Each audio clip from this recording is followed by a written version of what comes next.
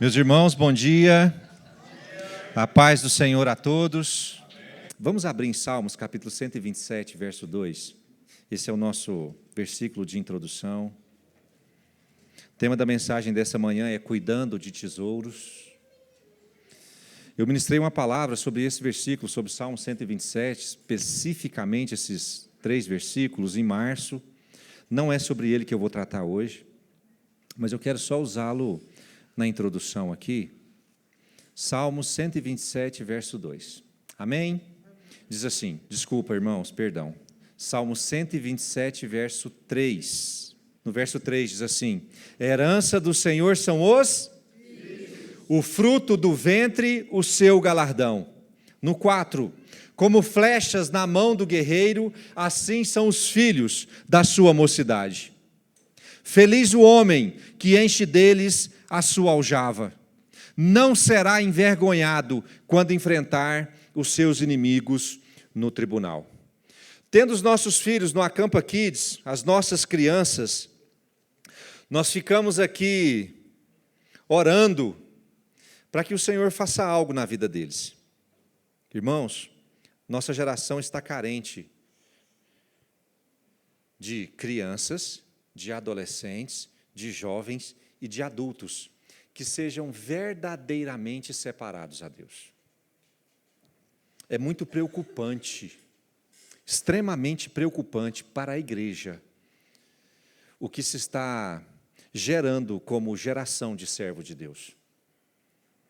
Então, por isso, esse momento para as nossas crianças lá, ele é muito importante. Porque elas precisam sim ser formadas para enfrentar um mundo extremamente hostil. E eu reconheço nos nossos filhos essa oportunidade da manifestação da glória de Deus no nosso tempo. Está com eles agora.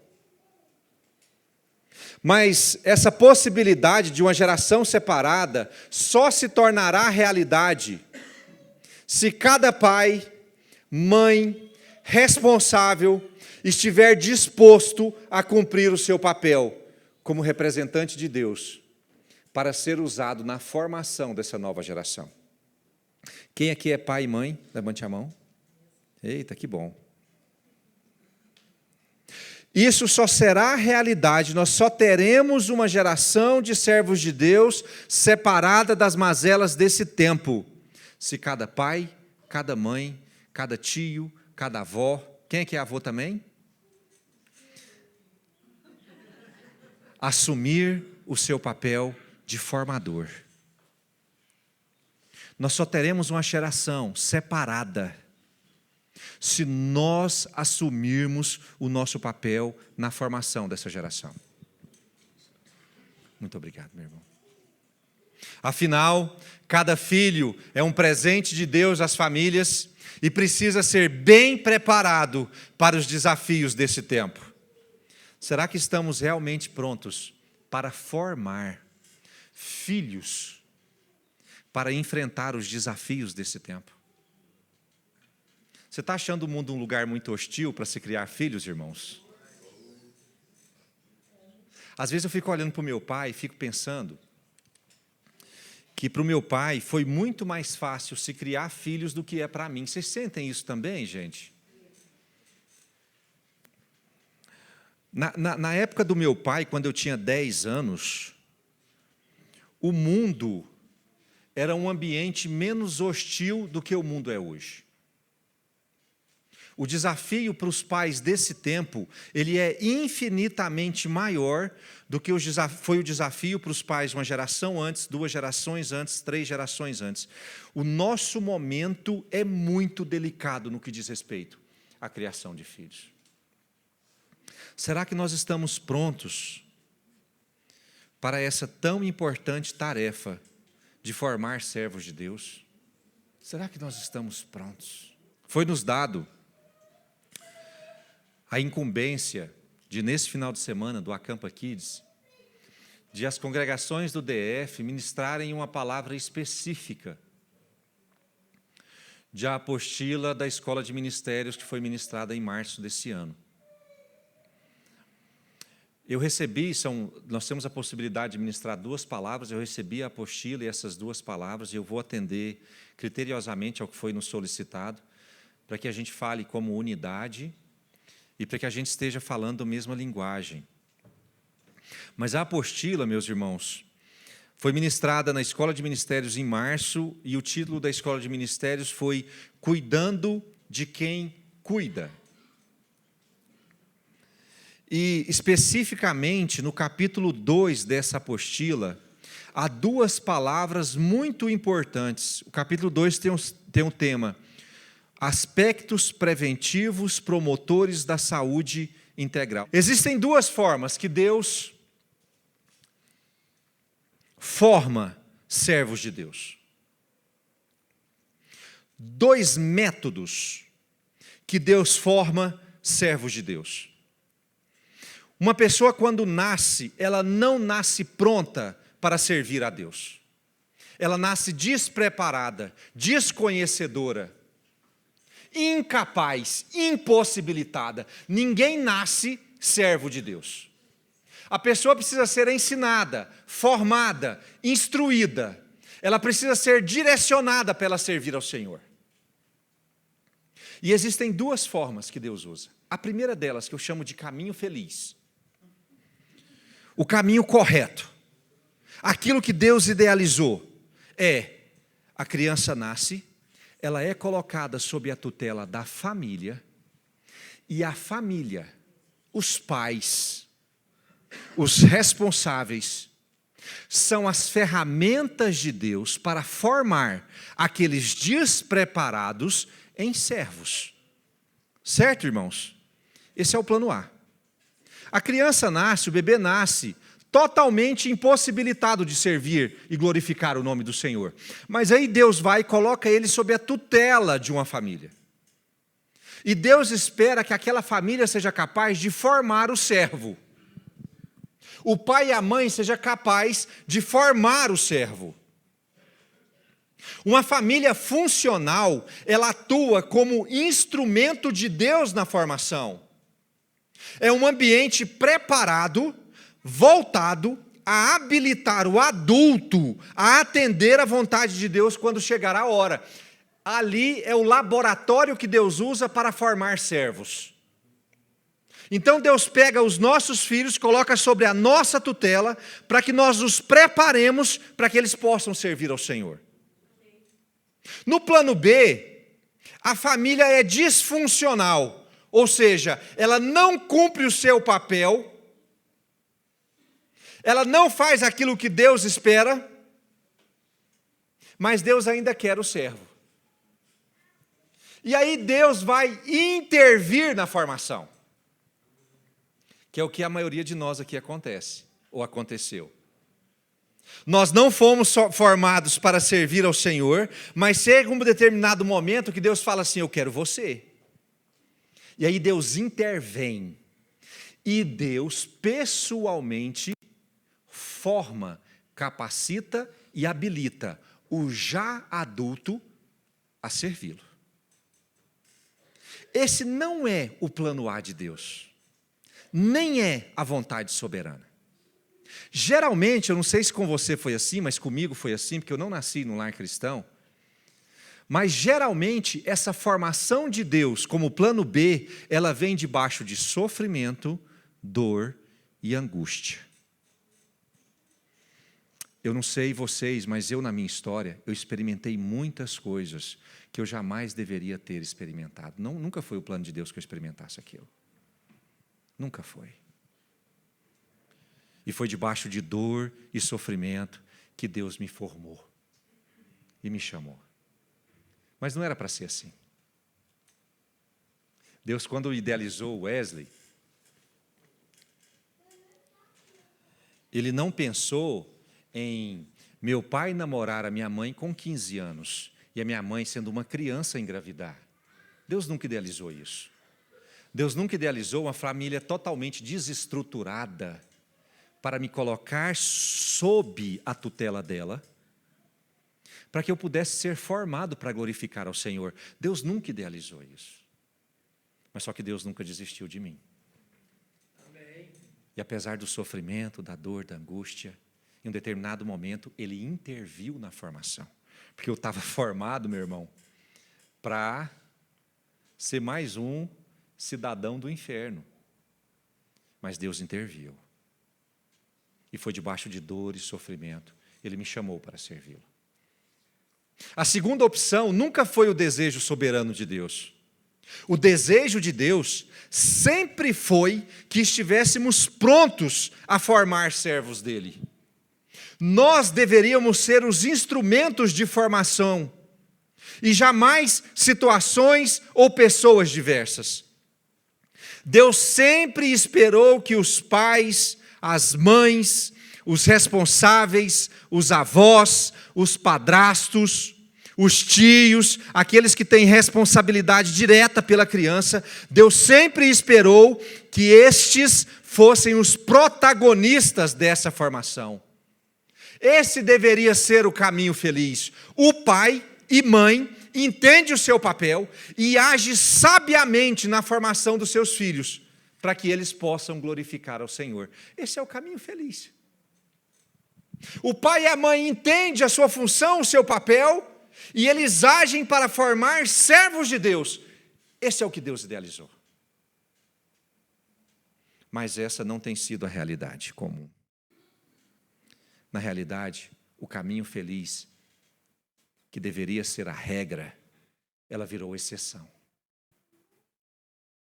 E a exceção virou regra.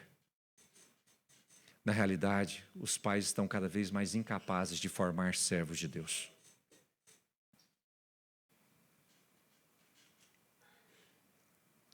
E Deus precisa intervir para que essa formação aconteça. Alguém aqui deseja que o filho sofra? Que o filho experimente as piores coisas do mundo? Que o filho seja colocado no fogo para que ele aprenda as suas lições? Ninguém deseja isso. Esse não é o caminho que Deus idealizou.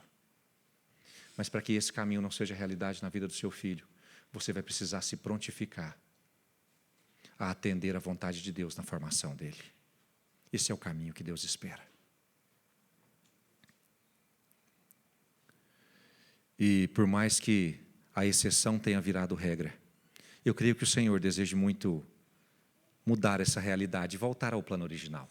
Vocês acham que Deus quer voltar ao plano original?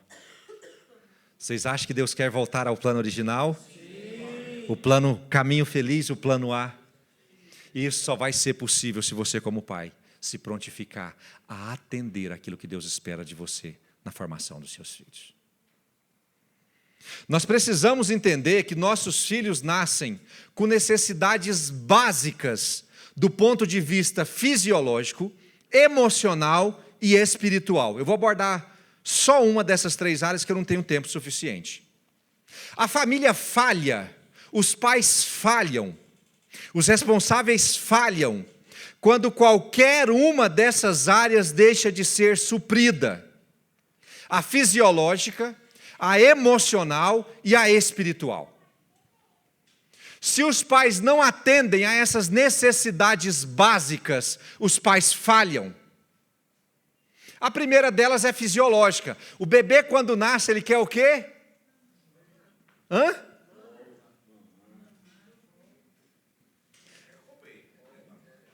Ele quer se nutrir. Ele quer mamar. E depois, quando cresce um pouquinho, irmãos, quem já passou pela oportunidade da compra de mercado dobrar depois que o filho alcança a adolescência? Pelo amor de Deus! Os meninos não têm fim. Come que não acaba mais. E nós, como pais, a gente fica falando para os meninos: menino, não come. Pai e mãe faz isso? Menino, para de comer. Menino, a gente faz isso? Gente, a alegria de pai e mãe é ver menino comer, filho comer, não é? Não é bom, gente? A gente sente que está nutrindo, né? Do mesmo jeito que a mãe se alegra muito em amamentar um filho. Quando o filho come aquilo que o pai e a mãe proporciona, o pai e a mãe sentem alegria naquilo, porque nós estamos atendendo a uma necessidade básica do filho. a necessidade fisiológica. Ele nasceu ali para comer, ele precisa se alimentar, se nutrir, e nós estamos correspondendo a essa necessidade dele. Isso é bom. A gente se sente bem fazendo isso. O que acontece quando a família falha em providenciar a necessidade fisiológica do filho? Ele fica A desnutrição, ela promove um adulto bom ou um adulto ruim? Se você não nutre bem o seu filho, ele vai ser inteligente, concentrado, perspicaz, esperto, forte, vai ser resistente à doença. Gente, se nós não cobrimos a necessidade fisiológica básica do filho, nós vamos criar um adulto disfuncional. E eu acho, pelo que eu conheço das crianças aqui, eu ando achando nossas crianças bem fortinhas. Eu acho que ninguém tem falhado nessa necessidade básica. E eu faço um alerta aqui, irmãos. Nós, como igreja, como ministério, nós não permitiremos que ninguém falhe nessa capacidade básica. O ministério não permite que ninguém não tenha em casa do que se nutrir. Se você passar por dificuldade na sua vida financeira e seja incapaz de sustentar a sua casa, converse com o seu líder de célula, porque o ministério não vai permitir que você sofra isso.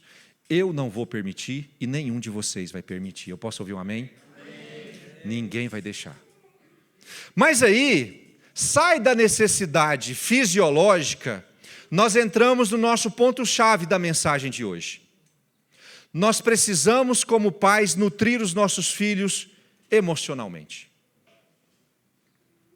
Se nós não nutrirmos emocionalmente os nossos filhos, nós teremos adultos o quê? Desfuncionais, do mesmo jeito da fisiológica. Se ele não é cuidado emocionalmente, quando ele se tornar adulto, ele vai ter uma disfunção como indivíduo. E se o emocional não é cuidado corretamente, ele vai abalar o próximo nível que deve ser atendido como necessidade básica, que é o espiritual. Se emocionalmente nós não atendemos a necessidade básica, os nossos filhos ficam inaptos a servir a Deus como Ele espera. Então, para mim, o ponto-chave está na capacidade de nutrir emocionalmente. E é esse, usando as 5 bases que está na apostila, depois vocês podem ler. Meus irmãos, a pastora Zeneide, ela é psicóloga clínica. Então, por isso que eu fiz questão de trazer a mensagem em que ela participou. Porque há também a questão profissional do ponto de vista psicológico na criação de filhos. Mas é no emocional o principal desafio hoje, fora e dentro da igreja. E este ponto acaba sendo crucial para que a criança seja suprida na necessidade espiritual. E é justamente nessa área o principal ponto de preocupação na criação de filhos. E por isso nós vamos falar de 5 pontos de extrema importância que nós precisamos estar prontos a suprir os nossos filhos emocionalmente. O primeiro deles é vínculos seguros com outros indivíduos. Segurança, estabilidade, cuidado e aceitação. É a capacidade de proporcionar um ambiente estável e seguro. Crianças emocionalmente estáveis, elas são frutos de ambientes estáveis. Crianças, adolescentes e jovens emocionalmente instáveis, eles são frutos de ambientes instáveis.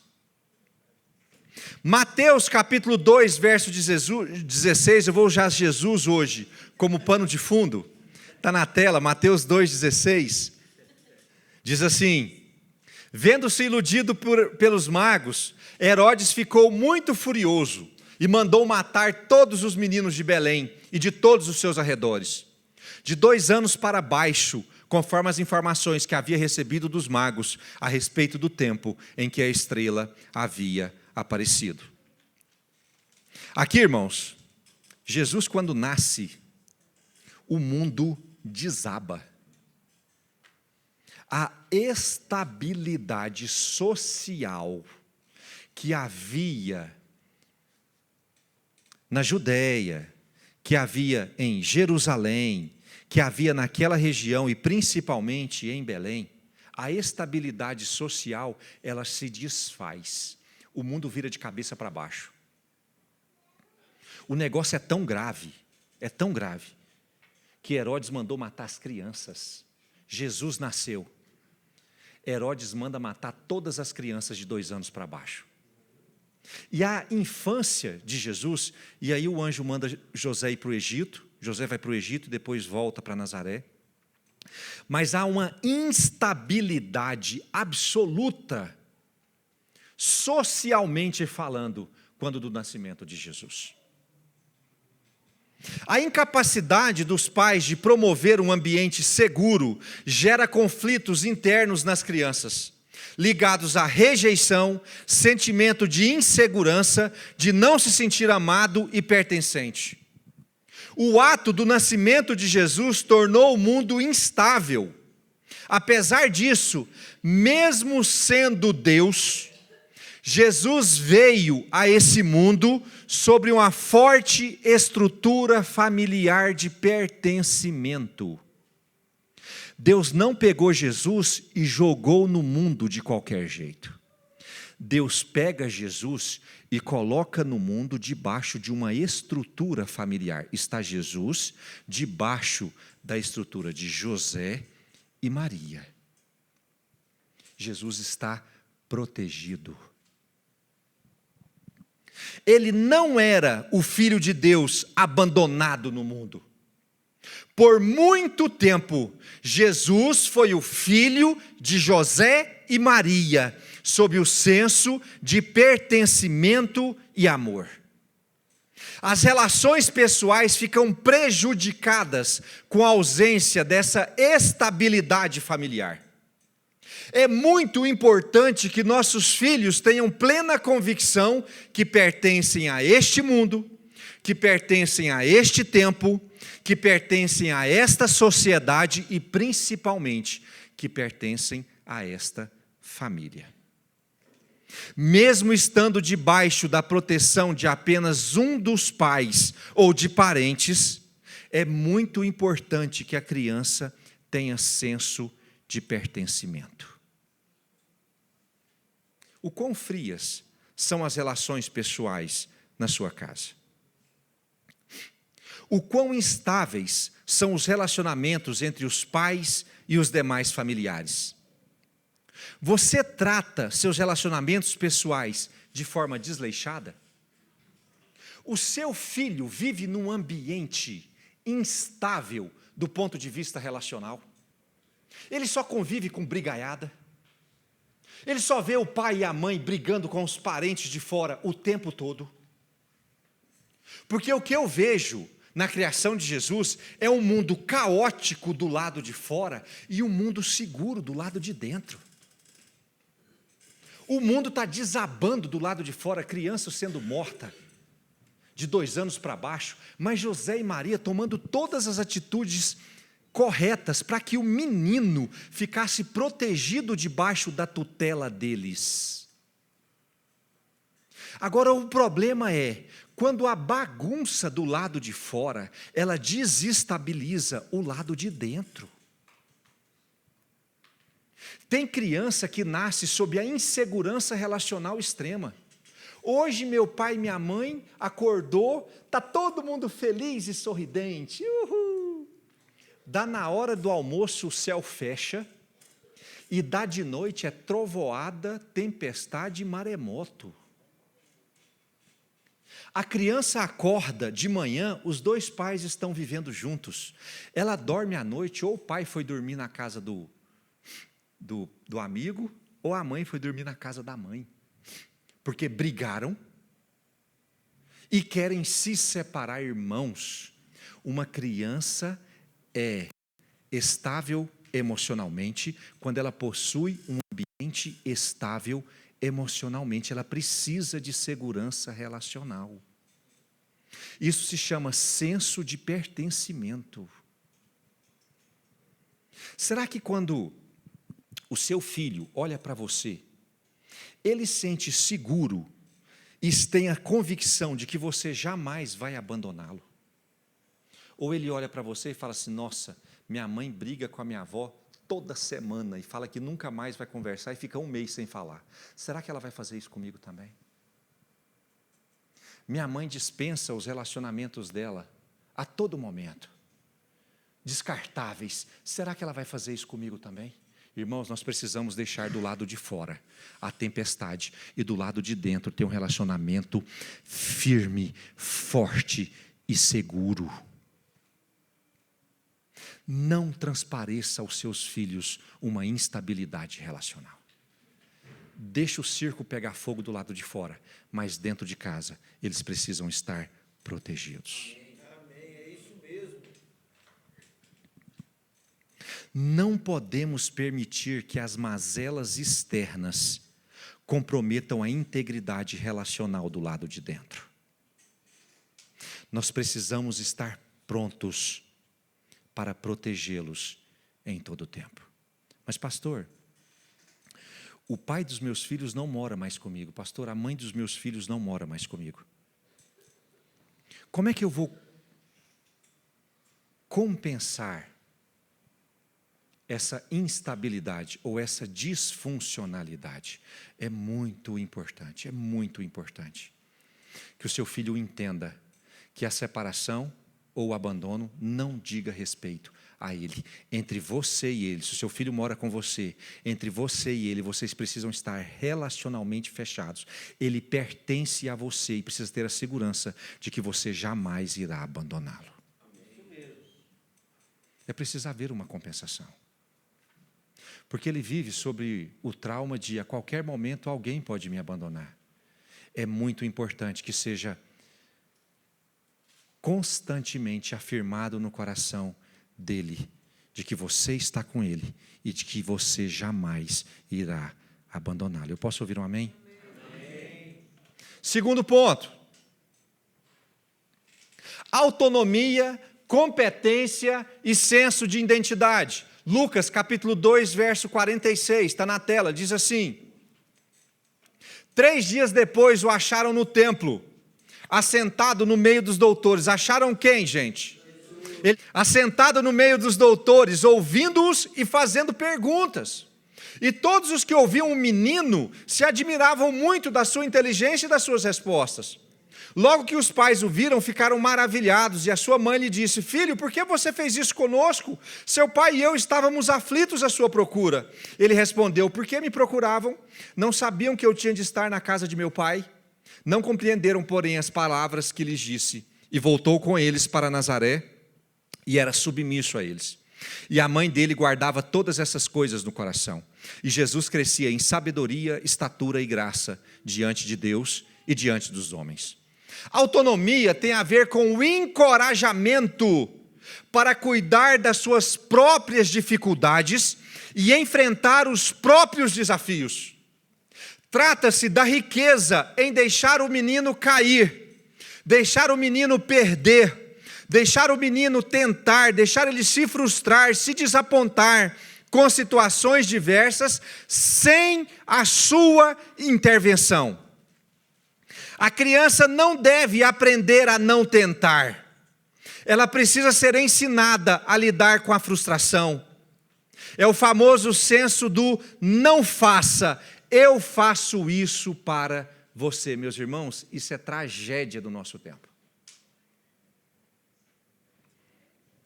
Pastor, eu sofri demais quando eu era criança. E agora eu vou cuidar para que o meu filho não sofra. E aí você sabe o que o pai faz com o filho? Tira dele a autonomia. Ele vira um não sei fazer nada. O menino não sabe esquentar um pão, o menino não sabe cozinhar um ovo, o menino não sabe lavar o tênis. Quem apanhou da mãe para deixar o tênis branco quando era criança? O menino não sabe ir na escola sozinho. E você sabe por que ele não sabe? É porque todas as vezes que ele teve a interação de fazer, o pai e a mãe dizem assim: não, filho, deixa que a mamãe e o papai faz. A gente quer tirar o desconforto, só que quando você tira o desconforto, você tira a autonomia. E aí quando cresce, é um que não sabe fazer nada.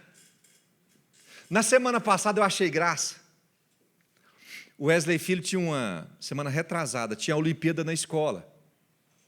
E a Olimpíada tinha uma camiseta específica. E aí ele tinha usado a camiseta na semana anterior à Olimpíada. Quando chegou nos dias da Olimpíada, o que aconteceu com a camiseta? E a mãe tinha falado: não usa a camiseta, deixa ela limpinha, porque quando chegar no dia da Olimpíada ela está limpa. Aí na sexta-feira, a Olimpíada começava na segunda, na sexta-feira ele começou: mãe, minha camiseta está suja. E a Fernanda falou para ele: filho, o sabão em pó está lá na área de serviço. Se você quer a sua camiseta limpa, lave-a. E aí começou a guerra, meus irmãos. No sábado de manhã: mãe, você lavou minha camiseta. No sábado à tarde: mãe, você lavou minha camiseta. No domingo: mãe, você lavou minha camiseta. Deu domingo à noite: mãe, como que eu vou fazer amanhã? Eu estou sem camiseta. A Fernanda falou: então você não vai na Olimpíada. Se você quiser ir, você vai para a área de serviço e vai lavar a sua camiseta. Desceu o menino com o rabinho entre as pernas. Mãe, como é que lava a camiseta? Filho, pega sabão em pó, bota no balde, esfrega. Você acha que ela botou ele para lavar na máquina? Mas de jeito nenhum. Mãe, não vai secar, filho, aperta o botão tal na máquina que ela vai secar. A Fernanda não moveu 1 centímetro. Se ele quisesse a camiseta, ele teria que providenciar a camiseta. Se é uma mãe que tem dó do filho, você sabe o que ela faz na primeira vez que o filho pede a camiseta? Deixa que a mamãe lava. E a mãe se sente assim, sabe quando a mãe se sente bem com o filho comendo a comida? A mãe se sente bem quando ela entrega a camiseta cheirosinha, sabe aquele cheirinho de... só roupa de mãe que tem. Entrega: meu filho, use a camiseta do jeito que você quer usar. Irmãos, se nós queremos preparar ou formar homens preparados, nós não podemos retirar a autonomia. Para de passar manteiga no pão do seu menino. Se ele quiser pão, ele tem que comprar. Vale para a avó também. Quem viu há 1 mês atrás o pai que invadiu o palco da festa da criança e bateu na criança? Gente, quem viu a história depois viu que realmente o menino era muito custoso. Vocês viram, gente? O amiguinho estava fazendo um bullying muito agressivo com o filho daquele pai que agrediu irmãos. Mas mais importante do que defender o filho é ensinar o filho a se defender. Não faça por ele, dê autonomia. Nós estamos treinados a entregar tudo pronto. Isso não prepara homem e mulher adulto. Dê autonomia. Segundo, competência. A competência é nutrida de maneira que a criança se sinta competente diante do enfrentamento de desafios. O incentivo a tentar, mesmo diante do fracasso iminente, é uma riqueza para uma criança. Para de falar: você não dá conta, você não vai conseguir, irmãos. Deixa ela se sentir responsável. Às vezes você sabe que o trem vai dar errado, e aí você quer privar a criança de ter aquela experiência de frustração. Não, deixa eu me antecipar, Sávio. Eu vou me antecipar, já que eu estou vendo que não vai dar certo, eu vou me antecipar e tirar essa frustração dele. Você tira o senso de competência. Deixa ele tentar. A competência é a liberdade que nós damos para os nossos filhos de eles tentarem o que eles intentam fazer. Não tire a experiência da vida do seu filho. Se ele quer subir numa árvore, a chance dele cair é grande, mas ele quer tentar, não tire dele a possibilidade dele tentar. Não tire dele a possibilidade dele crescer. Se você não deixa ele subir na árvore pelo medo seu de que ele vai cair, ele vai se sentir com a sensação de que eu não sou capaz, eu não dou conta, eu não sou competente. Não tire as experiências da vida do seu filho. E o senso de identidade é desenvolvido a partir do favorecimento de pais, mães, cuidadores responsáveis, em estabelecer na criança quem ela é. A criança vai ser intensamente bombardeada por identidades mentirosas de todas as direções. Irmãos, não é brincadeira. A escola fala assim, nós não vamos permitir o bullying na escola. Conversa fiada, isso é incontrolável. Não pense que a sua escola vai defender o seu filho do bullying. Não vai. É incontrolável. O seu filho vai ser bombardeado o tempo todo por mentiras, falando coisas que ele não é. E você sabe quem que é o responsável por preservar a identidade dele? Deixa eu te falar um negócio aqui. Criança que sabe quem ela é, ela não sofre influência de bullying. Às vezes ela fica chateada, mas passou aquele momento, ela esquece e deixa para lá. Quando o pai cumpre o seu papel, e isso, a autoridade do pai é dada por Deus, e é um mistério maravilhoso. Se o pai coloca no coração do filho quem ele é, ninguém rouba aquilo dele. Ninguém rouba. Você sabe quando que o bullying vai surtir o efeito? Quando a criança não recebe a identidade dentro de casa, e ela chega naquele ambiente absolutamente sem identidade. Aí o bullying vai surtir efeito. Aí a hora que chamar a criança de viado, ela vai começar a pensar, será que eu sou viado mesmo? A hora que chamar a criança de feio, ela vai começar a pensar, será que eu sou feio mesmo? A hora que elas chamarem a criança de burro, ela vai começar a pensar, será que eu sou burro mesmo?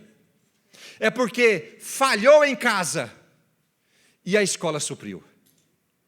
Agora, quando em casa funciona, a criança chega, ela é xingada, ela é bombardeada, mas ela não sai de lá movida 1 milímetro daquilo quem ela é, porque foi o pai que deu para ela. Amém. Não fuja da sua responsabilidade de determinar quem o seu filho é. Eu levo os meus filhos na escola e quando eles vão descer do carro, na porta da escola, irmãos, você sabe qual que é o meu sentimento? Eu fico pensando que eu sou um daqueles motoristas de caminhão que carrega boi para o frigorífico. Vocês já viram? Como é que chama aquele caminhão? Gaiola. Às vezes eu sinto que eu estou deixando o meu filho para ser bombardeado, abatido. Essa é a minha sensação. Mas eu não abro mão. Eu falo isso, se não todo dia, quase todo dia. Para o Wesley Filho e para a Júlia, antes de descer do carro, eu digo para eles, não esqueça quem você é. Vocês podem perguntar para os dois se eu não falo isso todo dia para eles. Porque lá eles vão ser bombardeados, mas eles não podem esquecer quem eles são, irmãos. Quem constrói identidade na vida dos filhos são os pais. Amém. Se você não agir de forma compensatória com relação ao mundo, o mundo vai construir a identidade do seu filho. Diga quem ele é. Olhe nos olhos dele. Olhe nos olhos dele e diga quem ele é. Não abra mão disso. Terceiro, liberdade de expressão, necessidade e emoções válidas.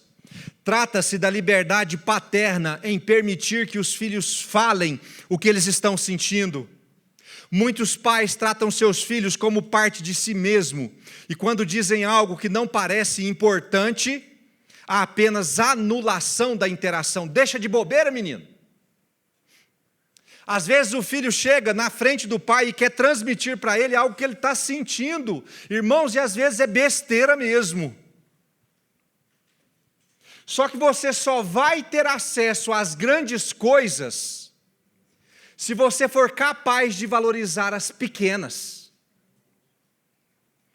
Quando o seu filho olhar para você e começar a abrir o coração, não é o que ele vai falar que é ultra importante, é o ato dele estar abrindo o coração. Irmão, valorize isso.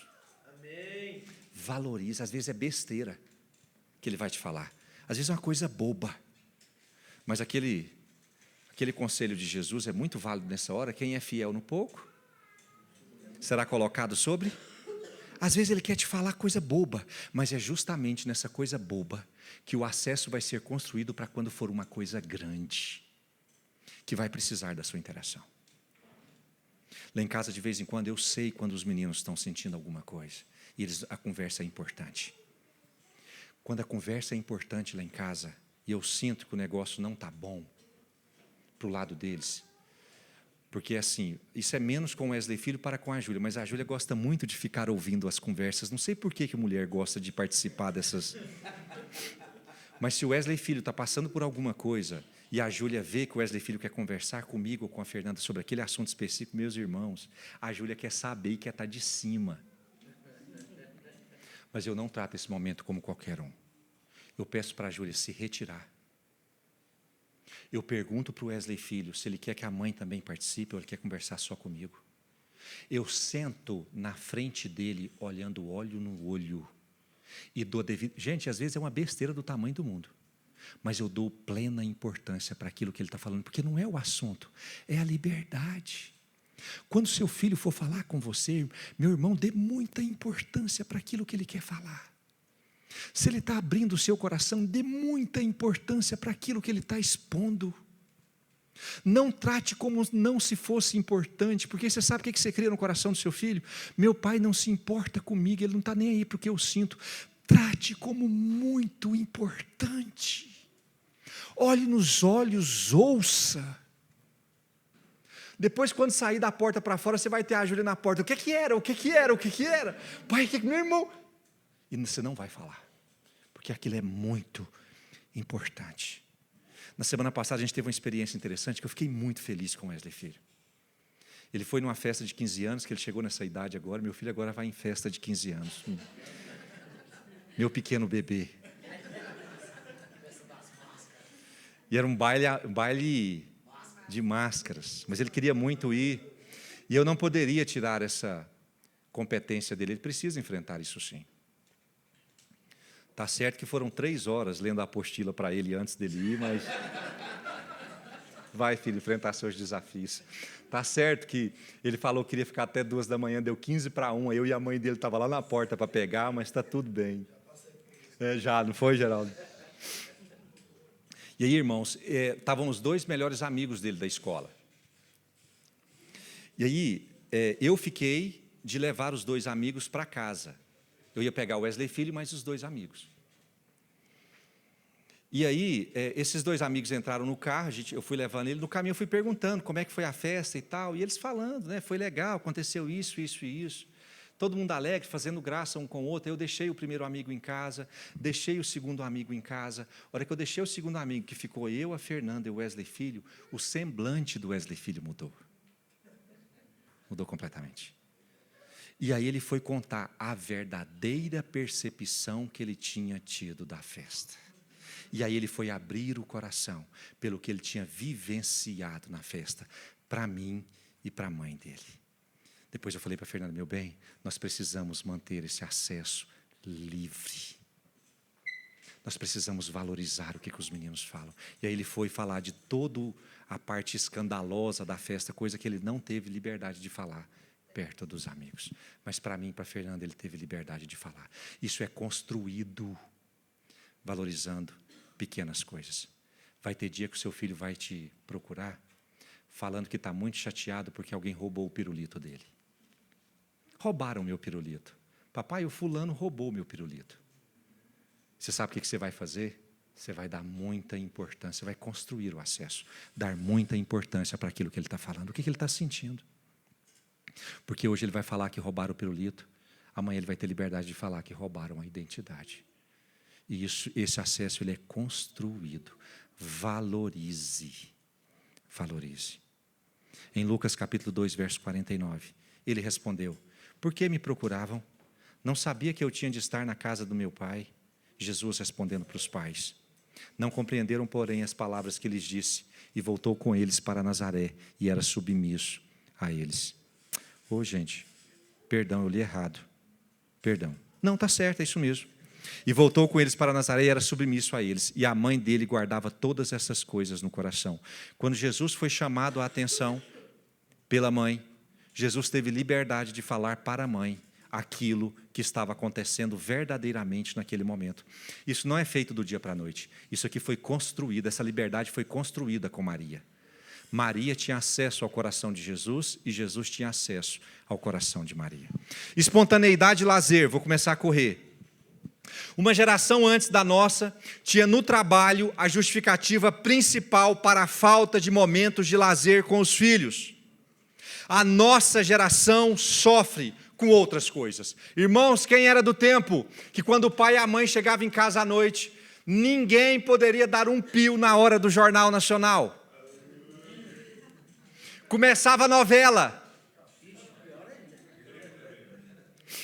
Na nossa época, o momento que nós tínhamos com os nossos pais, porque o pai ficava o dia todo trabalhando, quando ele chegava em casa e seria o nosso momento juntos, ele terceirizava esse momento, ou naquela época não era o William Bonner, era o Cid Moreira, Sérgio Chapelin. Ou terceirizavam a atenção com a novela, ninguém poderia dar um pio, porque o foco, a atenção dele estava exclusivamente naquilo que ele estava assistindo na televisão. E eu, irmãos? Cara, eu queria conversar com meu pai.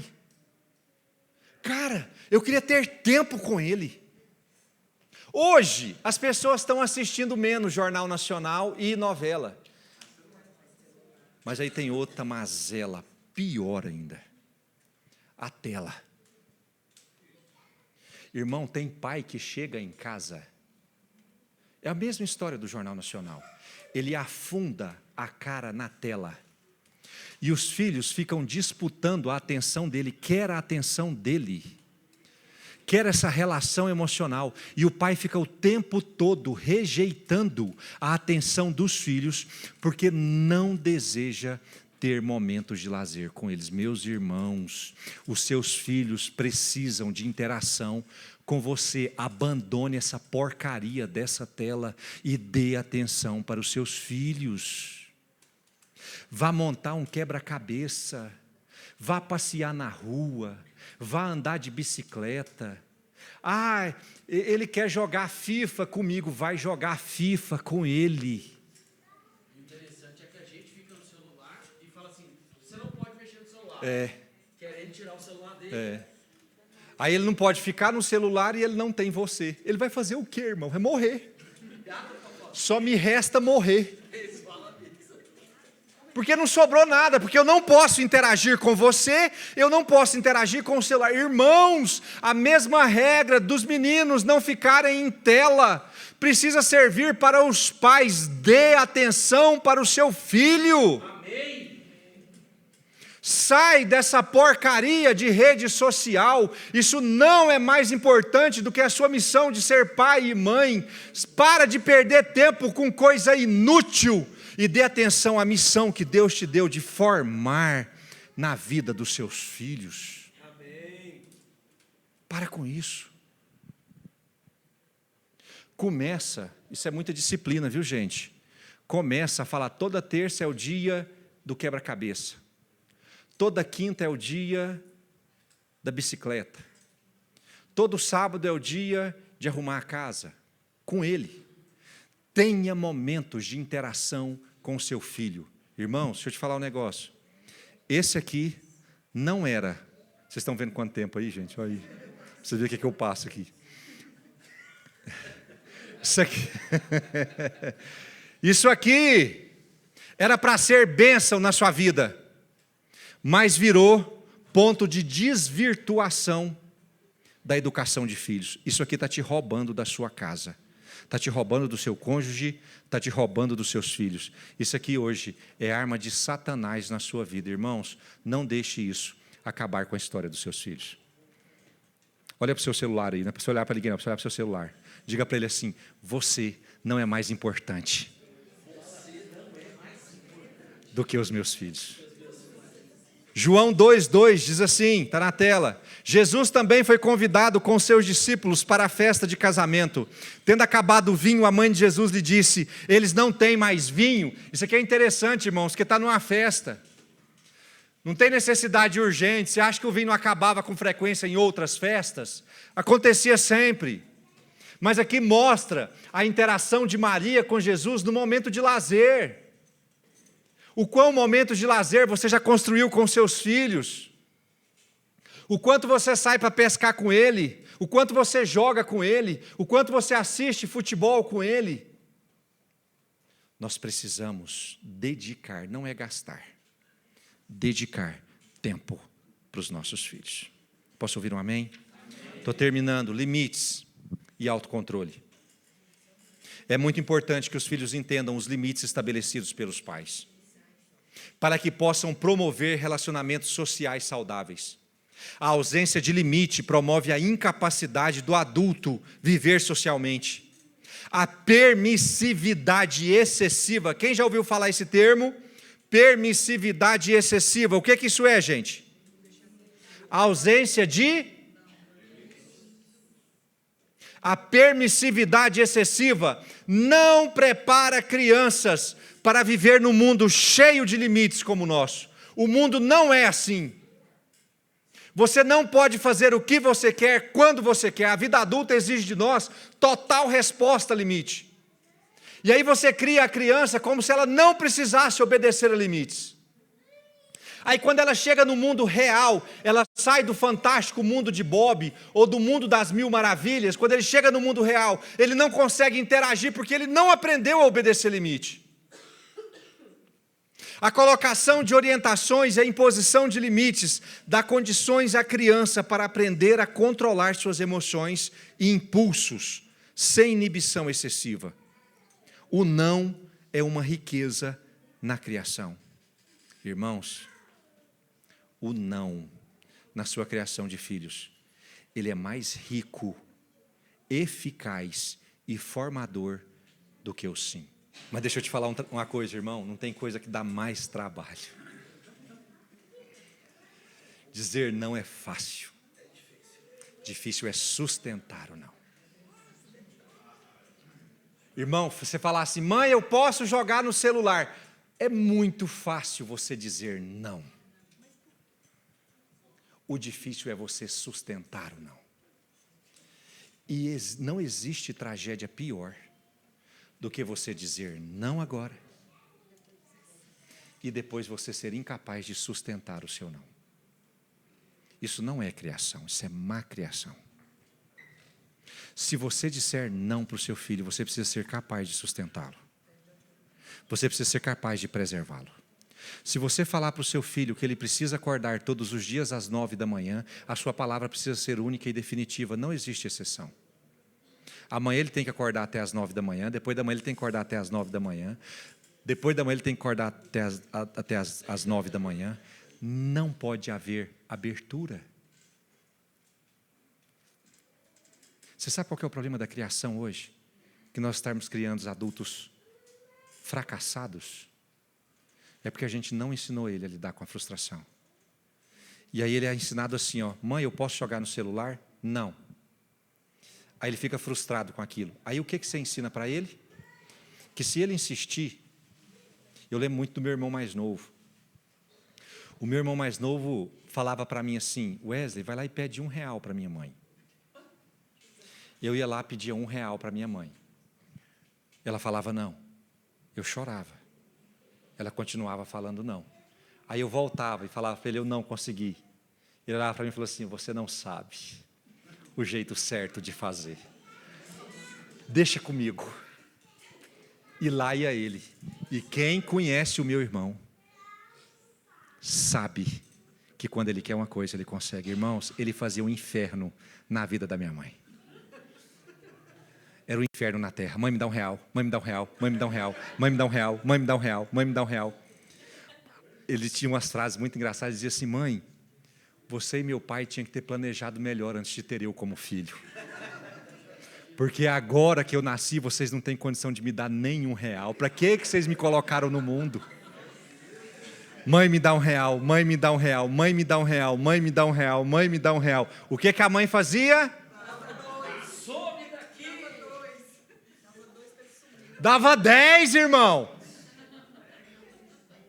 Sai da minha frente.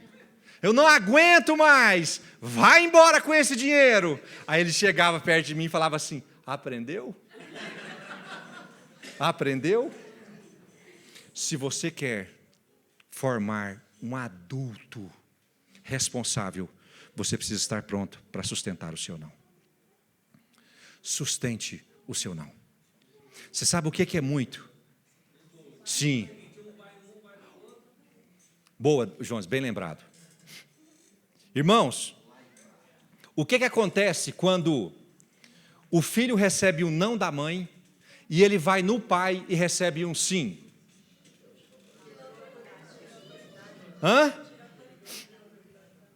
Ele cresce com o senso de isenção de autoridade. Ele não respeita a autoridade. Ele sabe que ela pode ser contornada, não é nem desobedecida. Vai ser um adulto que vai sonegar imposto, vai ser um adulto que vai andar na contramão, vai ser um adulto que não vai ter carteira de motorista e vai continuar dirigindo, vai ser um adulto que vai beber e vai dirigir. Ele sempre acha um jeitinho de contornar. É preciso que haja sustentação do casal. Quando eu vejo que alguém já deu a resposta, você não precisa perguntar para a mãe, você precisa dar autonomia e competência para o seu filho. Se ele chega e você sabe que ele já conversou com a sua mãe, você vai perguntar para ele, não vai perguntar para ela, não. Você já pediu sua mãe e ela te falou o quê? Não. Então a resposta já está dada. Acabou. Não haja contra a autoridade do seu cônjuge. Seja firme. Não convença o seu cônjuge a atender os desejos do seu filho. Isso é maléfico para ele. E eu ainda falo uma coisa mais grave ainda. Cuidado com o perigo iminente dos avós. Aí é grave. Gravíssimo. Aí, ó.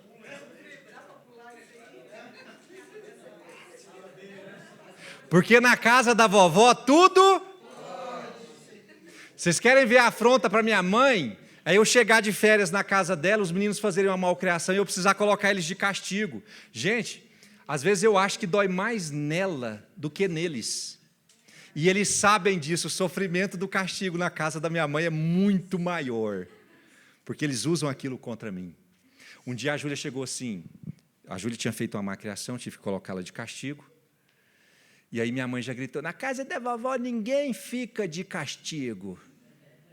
Júlia, vem cá. Aí eu falei assim: Júlia, você não vai. Aí a Júlia olhou para mim e falou assim: pai, ela é a sua mãe, você tem que obedecê-la.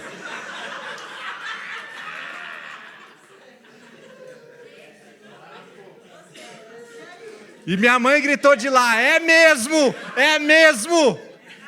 Você tem que dar exemplo para sua filha. Júlia, você não vai.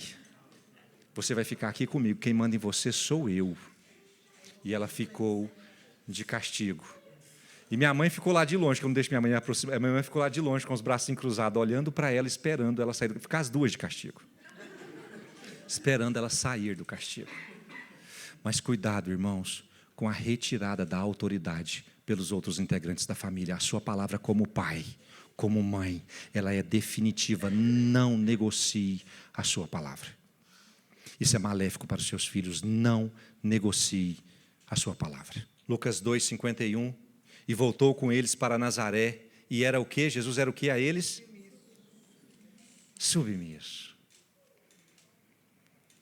Precisamos avaliar nossos esforços em construir um ambiente familiar propício para a formação de valorosos servos de Deus. Meus irmãos, Deus quer para os seus filhos o plano A.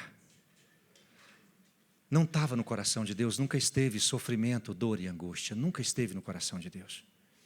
No coração de Deus está o plano A. Você sendo plenamente capaz de formar os seus filhos para que eles se tornem servos fervorosos do Senhor. Deus quer te usar nesse processo. E a sua casa foi o primeiro ambiente dado por Deus para essa formação. Deus, assim como fez com Jesus, Ele não pegou seu filho e jogou em qualquer lugar, não. Deus pegou seu filho e colocou sob a sua tutela. Forma. E a sua casa foi o primeiro ambiente dado por Deus para essa formação. E antes mesmo de avaliar esse ambiente que estamos proporcionando, nós precisamos considerar também, primeiramente, o ambiente que nos foi proporcionado. Que às vezes eu vejo muita gente de criação torta, querendo fazer criação reta. Gente que não aprendeu como fazer e que agora tem a responsabilidade de fazer. Gente que sofreu as maiores mazelas com os pais. Quem aqui, gente, passou por dificuldades na criação? Passou por mazelas terríveis na criação com os pais. E que agora o Senhor quer usar essa pessoa que teve esse histórico para formar uma nova geração. Construir um ambiente familiar estabelecido na amargura, pela forma como você foi criado. Se o único intento do seu coração é: vou fazer diferente dos meus pais, meus irmãos, você vai falhar miseravelmente. Se no seu coração estiver só o interesse em fazer da criação dos seus filhos totalmente diferente do que os seus pais fizeram, você vai falhar miseravelmente. Essa não é a referência. É muito importante que entendamos que o Senhor não deseja construir um ambiente diferente dos seus pais. Deus não quer fazer isso. Aquele ambiente não é referência para Deus. Deus não vai pegar o ambiente que você foi criado, lá com toda a mazela que você sofreu, com tudo que você passou. Deus vai olhar para aquele ambiente e vai falar assim: eu vou usar esse ambiente como referência para construir um ambiente diferente daquele. Deus não usa a referência do seu ambiente. Não é a partir do ambiente de criação que você veio. Meus irmãos, Deus deseja fazer novas todas as coisas. Ele não faz remendo em pano velho e nem coloca vinho novo em odre velho. Meus irmãos, Deus não usa uma criação errada para fazer uma nova. Deus usa uma criação nova para fazer uma criação nova. Deus quer fazer nova todas as coisas. Enquanto houver amargura no seu coração com relação à sua criação: meu pai judiou demais de mim. Meu pai foi muito frio comigo. Eu sofri muito com a minha mãe. Enquanto essa for a sua referência, enquanto houver essa amargura no seu coração, você vai tentar e vai criar os seus filhos de modo muito parecido que os seus pais criaram você, porque a referência está errada. É preciso que nós perdoemos tudo que foi feito contra nós na criação. Nossos pais falharam no plano A. Nós sofremos muito, mas Deus resgatou a nossa sorte e nos mudou para sempre. Ele nos resgatou. Meus pais fizeram isso conosco, que talvez eles nem sabiam o jeito certo de fazer. Eles foram vítimas como nós fomos. Irmãos, mas o Senhor quer fazer diferente conosco. Diferente não, Ele quer fazer novo. Vamos desligar completamente da forma como meu pai fez e vamos nos ligar completamente na forma como Deus quer fazer através de nós. Meus irmãos, é o novo. Perca a referência com o seu passado. Perca a referência com a sua criação. Não se trata de um conserto. Não se trata de um conserto tendo um relacionamento anterior como referência. Trata-se de desfazer do velho e assumir o novo. Muitos aqui carregam feridas emocionais profundas pela forma como foram criados. Muitos aqui carregam feridas emocionais profundas pela forma como foram criados.